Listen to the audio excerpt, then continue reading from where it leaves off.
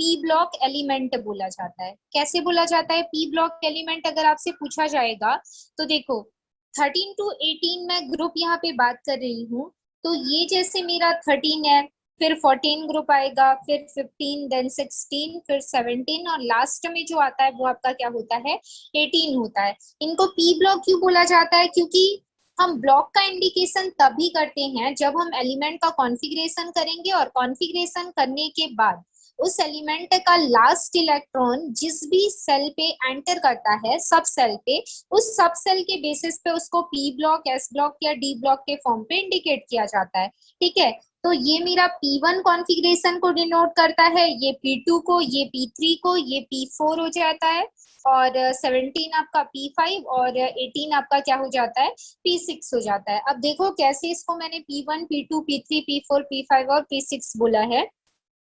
तो आप सभी जानते हैं जो 13 ग्रुप है उसको बोरॉन फैमिली बोला जाता है, जो आपका 14 ग्रुप है उसको कौन सी फैमिली बोला जाता है, कार्बन फैमिली, 15th ग्रुप को नाइट्रोजन फैमिली और 16th ग्रुप को ऑक्सीजन फैमिली, 17th ग्रुप को हैलोजन फैमिली एफ लगता है और 18th ग्रुप को कौन सा इनर्ट गैस फैमिली बोला जाता है। एग्जांपल ले लेते हैं, हीलियम सबसे पहला उसमें आता है एलिमेंट।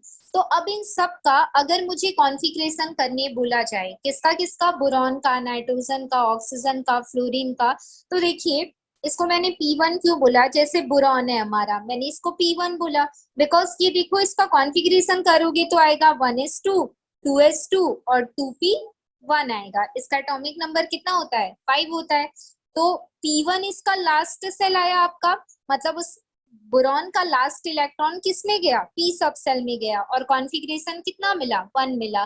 तो इस वजह से 13 ग्रुप को P1 बोला जाता है। वैसे ही मैं कार्बन की बात करूं तो कार्बन का एटॉमिक नंबर होता है 6, कॉन्फ़िगरेशन करेंगे तो आ जाएगा 1s2, 2s2 और क्या आएगा 2p। आपका कितना बचा, लगभग 2 इलेक्ट्रॉन बचा, तो ये क्या हो गया आपका P2। इस वजह से 14 ग्रुप को क्या बोला गया, P2 के फॉर्म पे इंडिकेट किया मैंने। फिर नाइट्रोजन के बारे में आते हैं, तो नाइट्रोजन का एटॉमिक नंबर होता है 7, कॉन्फ़िगरेशन करोगे तो क्या हो जाएगा 1s2, 2s2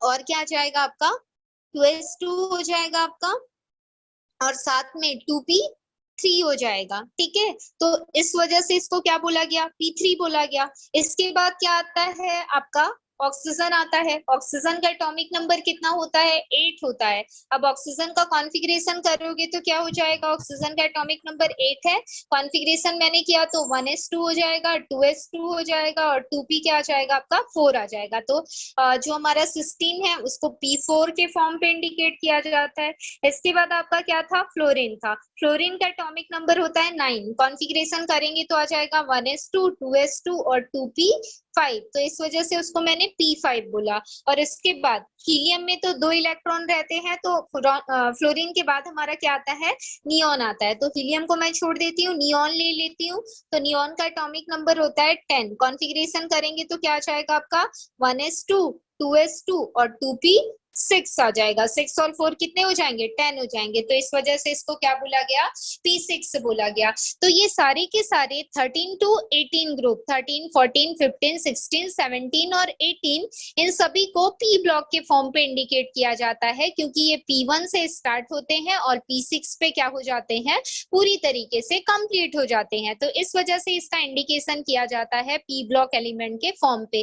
किसी भी एटम का अगर आप इलेक्ट्रॉनिक कॉन्फ़िगरेशन करते हैं तो इलेक्ट्रॉनिक कॉन्फ़िगरेशन करने के बाद अगर उसका लास्ट इलेक्ट्रॉन जिस भी सब सेल पे एंटर करता है उस सब सेल के बेसिस पे उसको उस ब्लॉक के फॉर्म पे क्या कर दिया जाता है इंडिकेट कर दिया जाता है। तो यहाँ पर हम जो डिस्कस करेंगे इन पी ब्लॉक एलिमेंट के बारे में ही डिस्कस करेंगे। तो पी ब्लॉक में कौन कौन से एलिमेंट प्रेजेंट होते हैं उसके बारे में देखते हैं। तो पी ब्लॉक में मैंने आपको बताया कहाँ से कहाँ तक के ग्रुप आते हैं, 13 से लेकर 18 तक के ग्रुप आते हैं, जिसमें 13 ग्रुप को बोरॉन फैमिली बोला जाता है, 14 ग्रुप को कार्बन फैमिली, 15 हमारा नाइट्रोजन, 16 ऑक्सीजन और आपका 17 हैलोजन और 18 इनर्ट गैस या नोबल गैसेस फैमिली बोला जाता है। ठीक है, अब देखो इस क्लास में आपने 11th क्लास में कौन कौन से, जो हमारा 13 और 14 कार्बन फैमिली और जो आपका बोरॉन फैमिली होता है उसके बारे में हमने डिस्कस कर लिया था।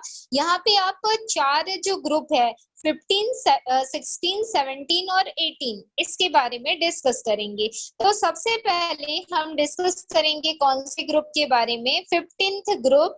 और 15th ग्रुप का इंडिकेशन क्या होता है आपका, लगभग P3 के फॉर्म पे होता है आपका क्या, 15 ग्रुप। ये P3, P4, P5 और P6 हो जाएगा। अब इस 15th ग्रुप में देखो सबसे पहला एलिमेंट क्या प्रेजेंट होता है, नाइट्रोजन। नाइट्रोजन का कॉन्फ़िगरेशन करोगे तो लास्ट सेल पे जो कॉन्फ़िगरेशन आएगा वो P3 आएगा। तो 15th ग्रुप में देखिए क्या होता है, जनरली 15th ग्रुप में टोटल हमारे जो एलिमेंट प्रेजेंट होते हैं, कितने एलिमेंट होते हैं, लगभग 5 एलिमेंट प्रेजेंट होते हैं हमारे 15 ग्रुप में। ये 5 एलिमेंट कौन कौन से होते हैं पूछा जाएगा, तो यहाँ पे होता है हमारा नाइट्रोजन, देन फास्फोरस, उसके बाद आपका आर्सेनिक आता है, और फिर हम एंटीमनी मतलब Sb जिसको बोलते हैं, और एक आपका होता है बिस्मिथ जिसको Bi के फॉर्म पे इंडिकेट किया जाता है। तो नाइट्रोजन फैमिली में नाइट्रोजन, फास्फोरस, आर्सेनिक, एंटीमनी और बिस्मिथ, ये 5 एलिमेंट क्या होते हैं, प्रेजेंट होते हैं। अब इन 5 एलिमेंट का आपको क्या करना है, एटॉमिक नंबर निकालना है। तो मैंने आपको बताया था कि एटॉमिक नंबर कैसे निकाला जाता है। चलिए कोई एक स्टूडेंट बताइए कि इन 5 एलिमेंट का आप एटॉमिक नंबर कैसे कैलकुलेट करके निकालेंगे। जो आपके 5 एलिमेंट है, एलिमेंट तो मैंने बता दिया कि 15th ग्रुप में कौन कौन से एलिमेंट प्रेजेंट होते हैं, और इसी के बेसिस पे हम क्या करते हैं, कॉन्फ़िगरेशन निकालते हैं ना, एटॉमिक नंबर निकालते हैं। तो ये आपका क्या हो गया, नाइट्रोजन, ये आपका हो गया फास्फोरस, ये आपका हो गया आर्सेनिक, और उसके बाद आपका एंटीमनी, और उसके बाद आपका बिस्मिथ। अब मुझे 15th ग्रुप के सारे एलिमेंट के नेम तो पता चल गए, लेकिन इसका एटॉमिक नंबर क्या है मुझसे पूछा जाएगा तो मैं कैसे निकालूंगी, बताइए। तो ये आपका क्या है, नाइट्रोजन का तो आप जानते ही होंगे। अब इस नाइट्रोजन पे 7 होता है, आपको पता है, इस पे आप कितना ऐड करोगे, 8 ऐड करोगे। तो जैसे ही नाइट्रोजन पे 8 ऐड करोगे, कॉन्फ़िगरेशन कितना आ जाएगा आपका, लगभग 15 आ जाएगा।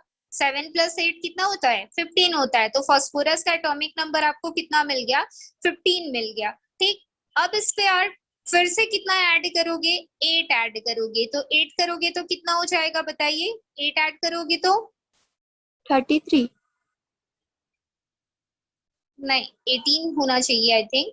ये थर्ड सेल है, रुकिए मुझे सेल देखने दीजिए, ये कितना सेल है, 1 2 3 सेल है बेटा, 18 आएगा।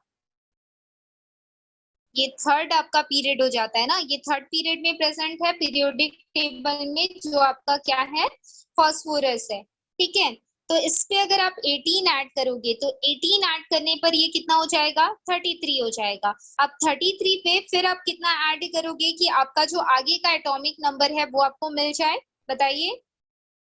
फिर से आप इस पे 18 ऐड करो, 18 ऐड करोगे तो कितना वैल्यू आपका आएगा, लगभग 51 आएगा। ठीक है, अब इस 51 पे आगे जो एलिमेंट आपके आते हैं कितने ऐड करोगे, लगभग 32 ऐड करोगे। तो 32 ऐड करोगे तो कितना हो जाएगा, 83 हो जाएगा।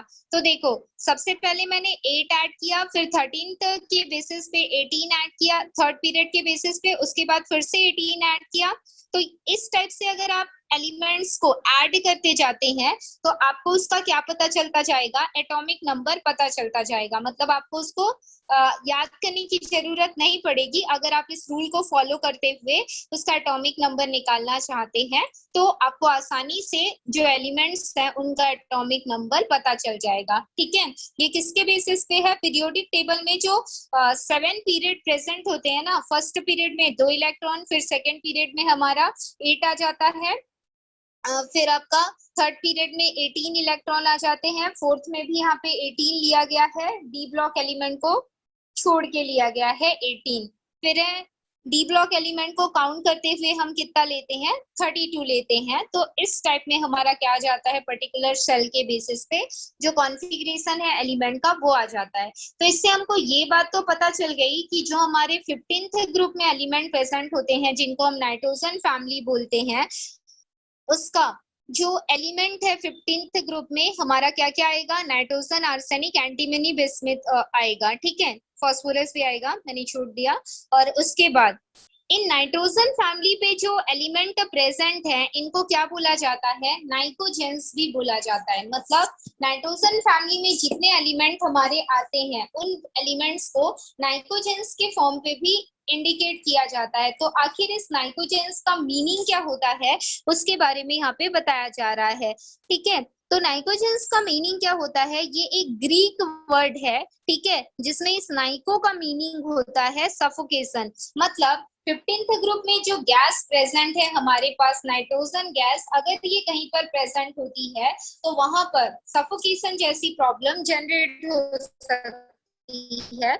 और उसी के बेस पे इनको लिया किसका, तो कभी कभी जो नाइट्रोजन्स है वो कौन से ग्रुप से बिलोंग करते हैं आपसे पूछा जाएगा, तो वो क्या हो जाएगा आपका 15th ग्रुप हो जाएगा, ठीक है। या फिर इनको नाइकोनाइट्स किनको बोला जाता है पूछा जाएगा, तो आपको आंसर करना है नाइट्रोजन फैमिली के जो एलिमेंट्स होते हैं उनको नाइकोजेंस या फिर नाइकोनाइट्स के फॉर्म पे इंडिकेट किया जाता है। नाइकोजेंस एक ग्रीक वर्ड है जिसका मतलब क्या होता है, सफोकेशन होता है। मतलब ये गैस कहाँ पे रिलीज कर दी जाए तो उससे पर्सन को सफोकेशन जैसी प्रॉब्लम हो सकती है। अब इस ग्रुप में सबसे मेन एलिमेंट हमारा क्या होता है, नाइट्रोजन होता है। आप सभी जानते हैं कि हमारे एटमॉस्फेयर में कौन सी गैस प्रेजेंट है, नाइट्रोजन गैस प्रेजेंट है। और नाइट्रोजन गैस का अगर परसेंटेज पूछा जाए तो कितने परसेंट नाइट्रोजन गैस प्रेजेंट है, 78% नाइट्रोजन गैस है, 21% आपका ऑक्सीजन, और कार्बन डाइऑक्साइड कितना हो जाता है 0.03%। और बाकी के जो परसेंट है अनदर गैसेस प्रेजेंट होती हैं like helium, neon, argon, krypton etcetera, ठीक है। इसके बाद हम नेक्स्ट टॉपिक इस चैप्टर का देखते हैं। हमने इसका जनरल जो इंट्रोडक्शन पार्ट है वो देख लिया, जिसमें पी ब्लॉक एलिमेंट में हम डिस्कस कर रहे हैं किसके बारे में, नाइट्रोजन फैमिली के बारे में। इस नाइट्रोजन फैमिली में टोटल 5 एलिमेंट आते हैं। इन 5 एलिमेंट का नाम क्या है, नाइट्रोजन, फास्फोरस, आर्सेनिक और क्या है, एंटीमनी और बिस्मिथ। और इसका लास्ट कॉन्फ़िगरेशन कितना आता है, P3 आता है। ये कॉन्फ़िगरेशन भी अगर आप अच्छे से पढ़ेंगे तो इसको भी सीख सकते हैं, इसको याद करने की जरूरत नहीं होती, इसको समझा जाता है। ऑक्यूरेंस के बेसिस पे देखा जाए, हमने 15th ग्रुप का एटॉमिक नंबर भी देख लिया है सारे एलिमेंट का। अब सबसे फर्स्ट एलिमेंट 15th ग्रुप में क्या आता है, नाइट्रोजन आता है। तो उसी नाइट्रोजन के बारे में हम यहाँ पे नेचर पे या अर्थ क्रस्ट पे उसका ऑक्यूरेंस किस किस फॉर्म पे होता है उसके बारे में यहाँ पे हम डिस्कस कर रहे हैं। तो नाइट्रोजन हम सभी जानते हैं कि हमारे नेचर में हमको अवेलेबल होता है, लेकिन नेचर में ये हमको कहाँ से अवेलेबल होता है पूछा जाएगा, तो ये हमको प्लांट से मिलता है और इसके अलावा जो एनिमल्स होते हैं उनसे भी मिलता है।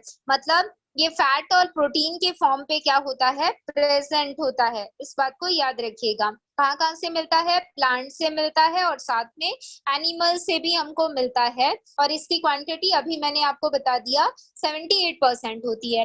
एक बात बताइए, जो नाइट्रोजन है वो नेचर में फ्री फॉर्म में एग्जिस्ट करता है या फिर कंबाइंड फॉर्म में एग्जिस्ट करता है?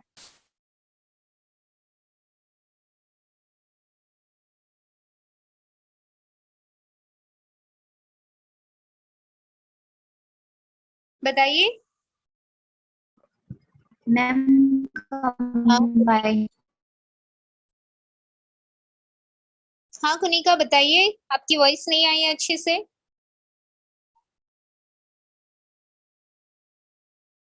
गौरव आप बताओ, फ्री फॉर्म में या फिर कंबाइंड फॉर्म में?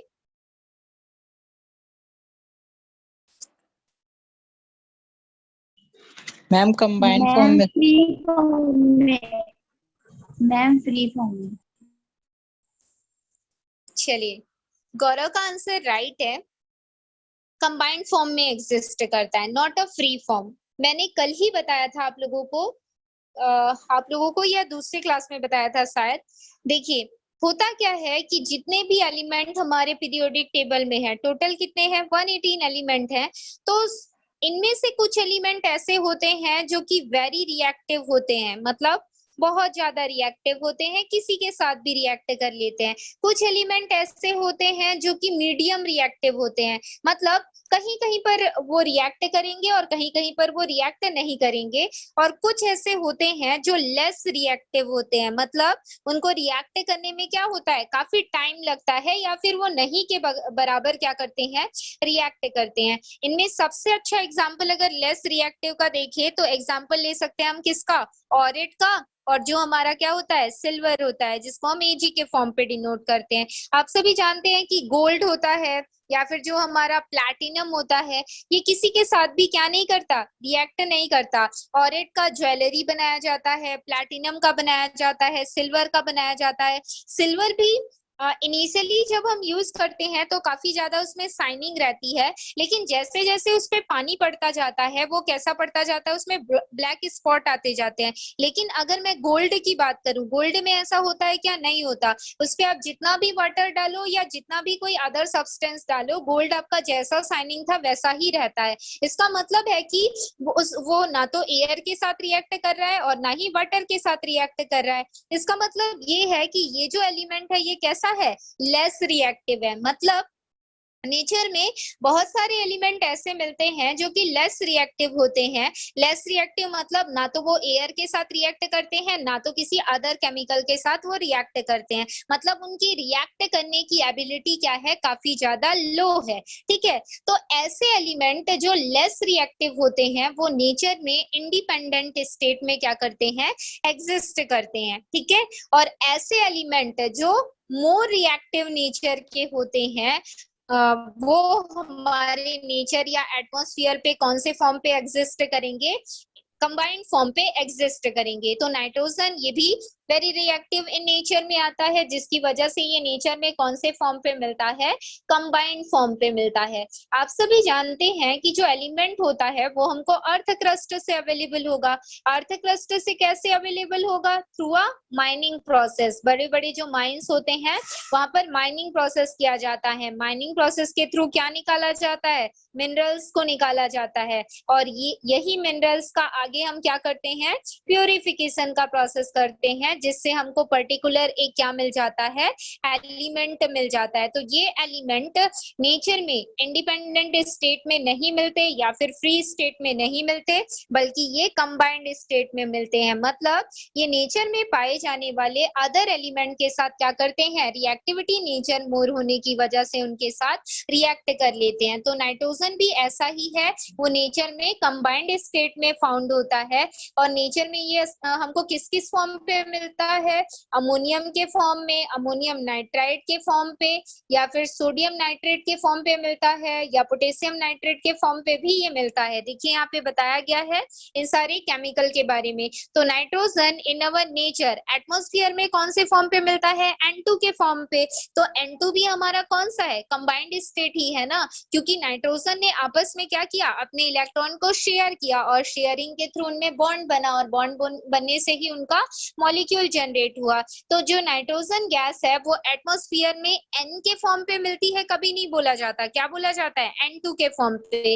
तो ये कैसा स्टेट हो गया हमारे लिए, एक कंबाइंड स्टेट हो गया। और सिंपल N के फॉर्म पे बोला जाता तो ये कौन सा स्टेट हो जाता, फ्री स्टेट हो जाता, या फिर हम इसको क्या बोलते हैं, इंडिपेंडेंट स्टेट बोलते। लेकिन ऐसा नहीं होता, क्यों नहीं होता, क्योंकि हमारा जो नाइट्रोजन है वो रिएक्टिव इन नेचर होता है, लेस रिएक्टिव नहीं होता है इस वजह से। और कंबाइंड फॉर्म में इसके बहुत सारे जो मिनरल्स हैं वो हमारे नेचर पे मिलते हैं। इसके मिनरल्स कौन कौन से हो सकते हैं, तो कभी कभी ये अमोनियम के फॉर्म पे मिलता है, अमोनियम नाइट्राइट के फॉर्म पे मिलता है। इसके अलावा जो सोडियम नाइट्रेट है, जिसको यहाँ पे चिली सॉल्ट पिटर के फॉर्म पे, वो उसका कॉमन नेम हो जाता है, केमिकल नेम क्या हो जाएगा, सोडियम नाइट्रेट हो जाएगा। और पोटेशियम नाइट्रेट के फॉर्म पे भी नेचर पे हमको नाइट्रोजन अवेलेबल होता है। इसके अलावा जो आप प्रोटीन यूज करते हैं उसमें प्रोटीन में अमीनो एसिड और न्यूक्लिक एसिड प्रेजेंट होते हैं।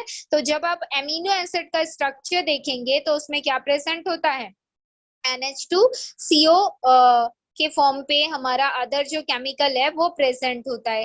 तो इसमें नाइट्रोजन का मॉलिक्यूल प्रेजेंट है। तो इसमें ये बताया जा रहा है कि जो हमारा प्रोटीन होता है उसमें भी नाइट्रोजन के कुछ component in a combined state form क्या होते हैं, प्रेजेंट होते हैं। ये तो बात हुई नाइट्रोजन की। इसके बाद इसी ग्रुप का नेक्स्ट एलिमेंट क्या है, फास्फोरस है।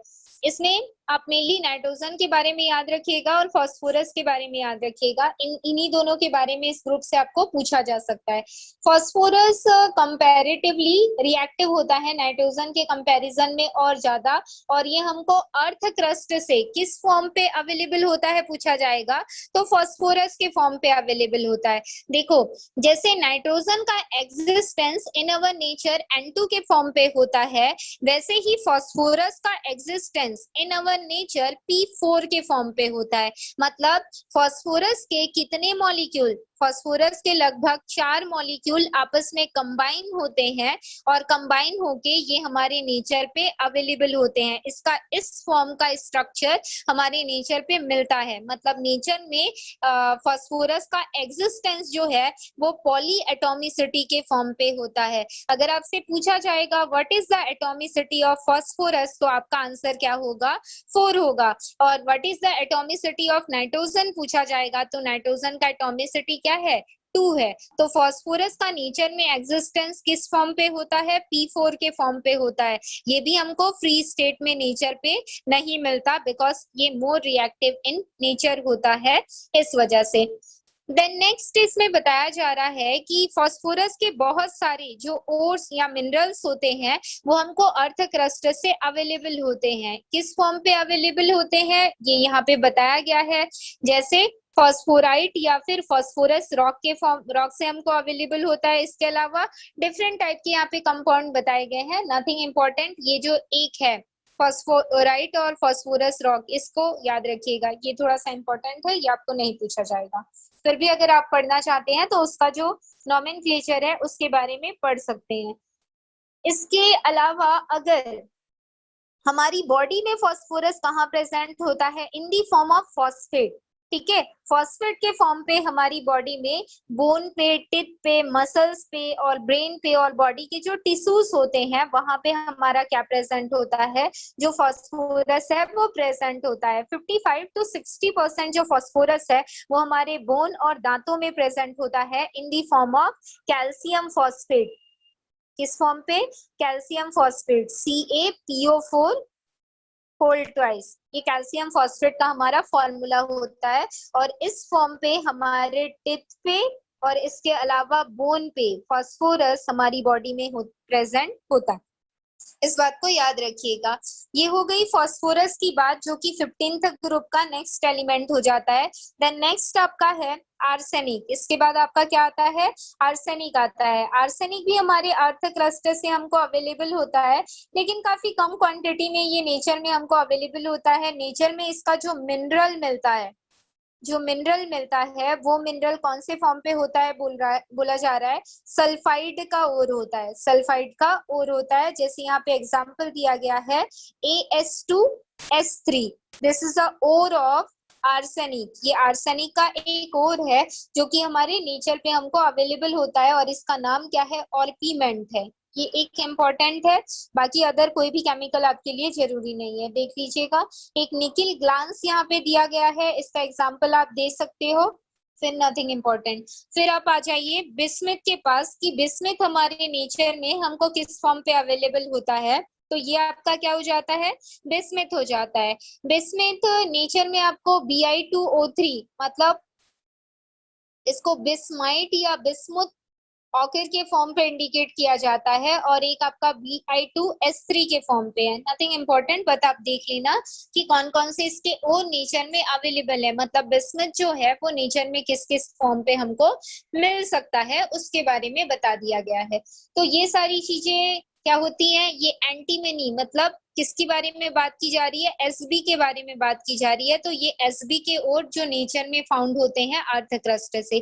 तो इससे ये बात पता चलती है कि नाइट्रोजन फैमिली के जितने भी एलिमेंट हमारे पास प्रेजेंट है, कोई भी इंडिपेंडेंट स्टेट या फिर फ्री स्टेट में एग्जिस्ट नहीं करते, सारे के सारे कंबाइंड स्टेट में एग्जिस्ट करते हैं। इनके जो मिनरल्स हैं वो हमको अर्थ क्रस्ट से अवेलेबल होते हैं और इनके मिनरल्स, फास्फोरस की बात करूं तो फास्फोरस के मिनरल्स फॉस्फेट के फॉर्म पे मिलते हैं।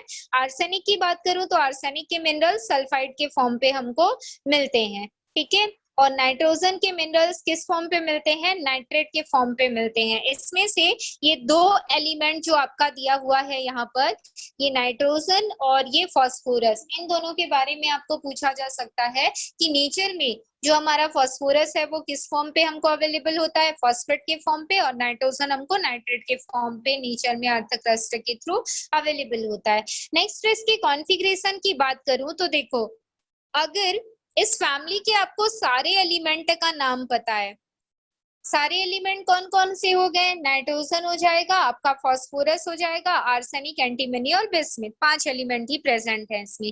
एटॉमिक नंबर कैसे निकाला जाता है वो हमने देख लिया। अब कॉन्फ़िगरेशन की बात करती हूँ। देखो सबसे पहला एलिमेंट आपका नाइट्रोजन है, कॉन्फ़िगरेशन करोगे तो क्या आ जाएगा, 2s2 2p6 सॉरी 2p आपका क्या 1s2 आएगा, उसके बाद आपका 2s2 आएगा और 2s2 के बाद आपका क्या आ जाएगा, 2p3 आएगा।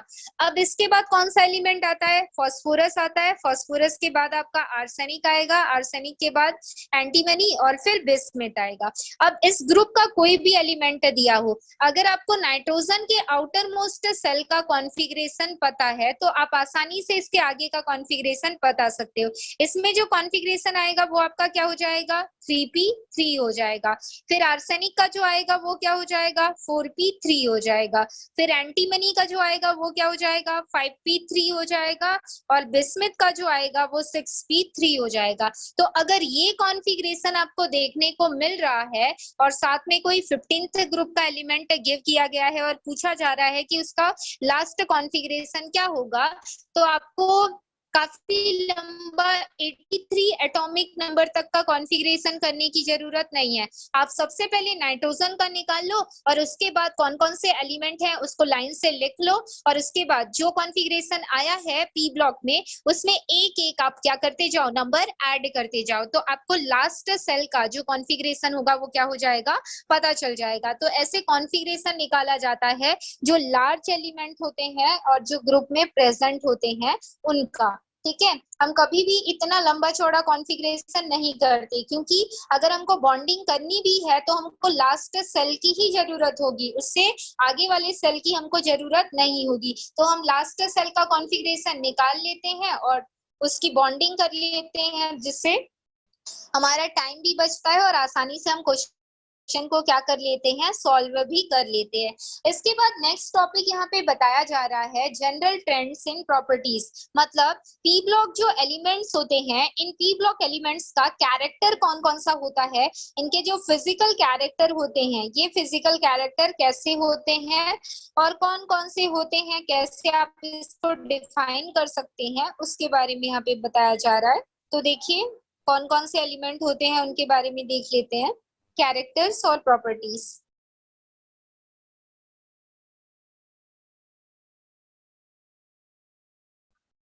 हाँ तो देखिए, ये जनरल ट्रेंड्स एंड प्रॉपर्टीज मतलब कुछ फिजिकल प्रॉपर्टीज होती है 15th ग्रुप के एलिमेंट्स में जिनमें हमको पीरियोडिसिटी देखने को मिल सकती है। तो उन्हीं प्रॉपर्टीज के बारे में हम डिस्कस करेंगे। इसमें फर्स्ट फिजिकल प्रॉपर्टी बताई गई है फिजिकल स्टेट की, जो हमारे नाइट्रोजन है, फास्फोरस है, आर्सेनिक है, एंटीमनी है, बिस्मिथ है, ये सारे किस फॉर्म पे नेचर पे क्या करते हैं, एग्जिस्ट करते हैं, सॉलिड स्टेट में, लिक्विड स्टेट में या गैसियस स्टेट में एग्जिस्ट करते हैं।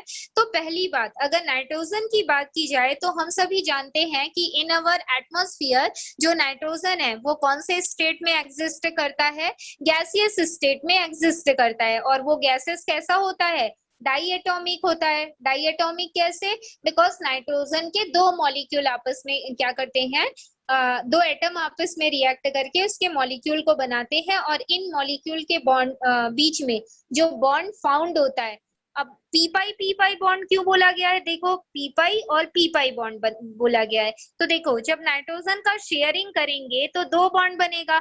आप सभी जानते हैं कि दो बॉन्ड है, मतलब एक सिग्मा बॉन्ड है और दूसरा आपका क्या होगा, पाई बॉन्ड होगा। अब इसमें वैकेंट ऑर्बिटल कौन सा है, मतलब खाली वाला ऑर्बिटल, इस नाइट्रोजन पे भी p ऑर्बिटल खाली है और इस नाइट्रोजन पे भी p ऑर्बिटल आपका कैसा है, खाली है। कैसे खाली है, बिकॉज p3 इलेक्ट्रॉन है और p में मैक्सिमम कितना आ सकता है, 6 इलेक्ट्रॉन आ सकता है, तो सभी में एक एक इलेक्ट्रॉन खाली है या नहीं, तो p ऑर्बिटल वो खाली है और वही p ऑर्बिटल आपस में क्या करेंगे, ओवरलैप करेंगे और उसी ओवरलैपिंग को के थ्रू जो बॉन्ड जनरेट होगा उसको कौन सा बॉन्ड बोला जाता है, पाई बॉन्ड बोला जाता है। एक डबल बॉन्ड जनरेट होता है जिसको हम पाई बॉन्ड, और पाई बॉन्ड क्यों बोलते हैं, क्योंकि अगर डबल बॉन्ड किसी एलिमेंट के बीच में बन रहा है तो इसमें से एक बॉन्ड काफी स्ट्रॉन्ग होता है जिसको सिग्मा बॉन्ड बोला जाता है और एक बॉन्ड काफी ज्यादा वीक होता है और उसी वीक बॉन्ड को पाई बॉन्ड के फॉर्म पे इंडिकेट किया जाता है, क्योंकि पाई बॉन्ड का ये कैरेक्टर होता है कि वो काफी लूजली हेल्ड करता है किसको, इलेक्ट्रॉन को, या काफी वीक होता है वो बॉन्ड, हम ये बोल सकते हैं। तो इसमें p ऑर्बिटल्स के जो इलेक्ट्रॉन्स हैं वो पार्टिसिपेट कर रहे हैं और पार्टिसिपेट करके कौन से बॉन्ड को बना रहे हैं, पाई बॉन्ड को बना रहे हैं। तो इस वजह से इसमें बताया गया है कि नाइट्रोजन मॉलिक्यूल के बीच में p पाई जो हमारी मल्टीपल बॉन्डिंग जो है वो होती है, वो यहाँ पे रिप्रेजेंट किया गया है। तो इन 15th ग्रुप जो हमारा फर्स्ट एलिमेंट होता है वो गैसियस स्टेट पे नेचर पे एग्जिस्ट करता है। सेकेंड एलिमेंट आपका क्या हो जाएगा, सेकेंड एलिमेंट आपका हो जाता है फास्फोरस। फास्फोरस काफी सॉफ्ट होता है और नेचर में अगर देखा जाए तो ये सॉलिड स्टेट में रहता है।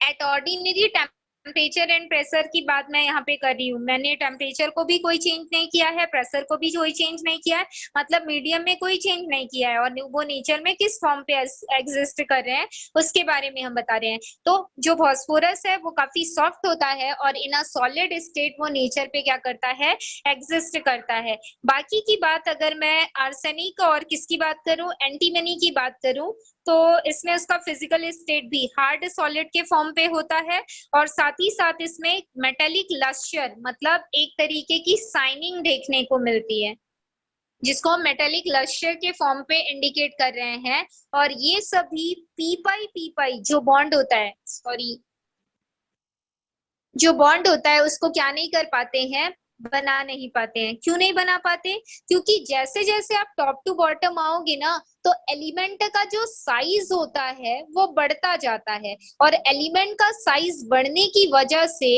इनके जो लोन पेयर ऑफ इलेक्ट्रॉन होते हैं वो ऑर्बिटल में क्या नहीं कर पाते, एंटर नहीं कर पाते। जैसे सपोज मान लो मेरे पास नाइट्रोजन का कोई मॉलिक्यूल है, तो नाइट्रोजन का मॉलिक्यूल लगभग कितना है, छोटा छोटा सा है, लेकिन फास्फोरस के मॉलिक्यूल की बात करूं तो इसमें 4 मॉलिक्यूल कंटेन रहते हैं, मैंने बताया ये 4 मॉलिक्यूल।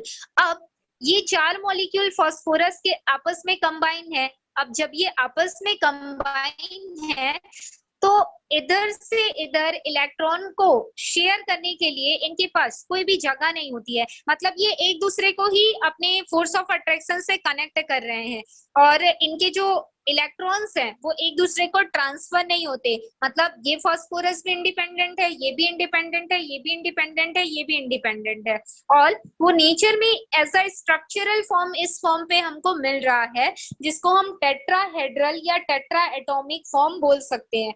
तो बाकी के जितने भी एलिमेंट हैं इन 15th ग्रुप जो P4 है आपका AS4 के फॉर्म में मिलता है और SB4 के फॉर्म पे नेचर में इसका एग्जिस्टेंस होता है और ये काफी लार्ज साइज के होते जाते हैं जिसकी वजह से इनमें वैकेंट ऑर्बिटल में क्या नहीं हो पाता है, इलेक्ट्रॉन ट्रांसफर नहीं हो पाता और पाई बॉन्ड इनके बीच में प्रेजेंट नहीं होता। और अब देखो ये जो P है सभी के बीच में कौन सा बॉन्ड प्रेजेंट है, सिंगल बॉन्ड प्रेजेंट है। सिंगल है मतलब कौन सा बॉन्ड हो गया, सिग्मा बॉन्ड हो गया, मतलब इनमें पाई बॉन्ड का तो फॉर्मेशन ही नहीं हो रहा है, तो पी पाई इनमें बॉन्डिंग भी नहीं होती है। तो इन 15th ग्रुप जितने भी हमारे एलिमेंट प्रेजेंट होते हैं उसमें से नाइट्रोजन डायटोमिक स्टेट में एग्जिस्ट करता है बिकॉज इनके बीच में पी पाई क्या होती है, बॉन्डिंग होती है।